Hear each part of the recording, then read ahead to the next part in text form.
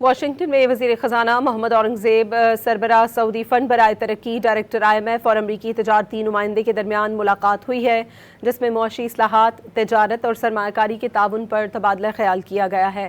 وزیر خزانہ محمد اورنگزیب اور سعودی فنڈ برائے ترقی کے سربراہ سلطان بن عبد الرحمن المرشد کے درمیان ملاقات ہوئی۔ وزیر خزانہ نے پاکستان کے لیے جاری تعاون اور آئندہ ترقیاتی شراکت داری پر ان کا شکریہ ادا کیا۔ محمد اورنگزیب نے واشنگٹن روانگی سے قبل سعودی عرب کے وزیر خزانہ سے اپنی حالیہ ملاقات کا بھی ذکر کیا اور حالیہ تنازع کے جلد حل کی امید ظاہر کی۔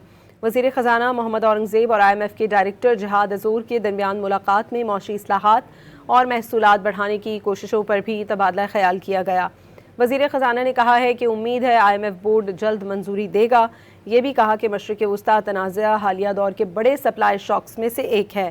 وزیر خزانہ اور امریکی تجارتی نمائندے سفیر جیمسن گریئر کے درمیان ملاقات میں تجارت اور سرمایہ کاری کے تعاون پر تبادلہ خیال کیا گیا ہے۔